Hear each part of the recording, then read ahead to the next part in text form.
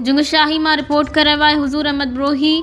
जुंगशाही all Sindh lower staff education union Jungshahi पारां साल 2026 जी 3 सालनि वारी चूंड जे हवाले सां तालुके सतह ते भिटाई पैनल तरफ़ां नामज़द कयल उम्मीदवारनि जी हिमायत में इलेक्शन मुहिम तेज़ करे छॾी आहे। उन सिलसिले में तालुके सदर लाइ नामज़द उम्मीदवार दीदार हुसैन ख़ासकेली खे कामयाब करण लाइ ज़िले अॻवाणनि निसार ख़ासकेली, गुलाम जीलानी ब्रोही, मुनीर ब्रोही, मंज़ूर जोखियो ऐं नज़ाकत जोखियो जुंगशाही बैट जे मुख़्तलिफ़ स्कूलनि जा दौरा कया, जिते उस्तादनि ऐं यूनियन मेंबर्स सां कॉर्नर गॾिजाणियूं कयूं वयूं।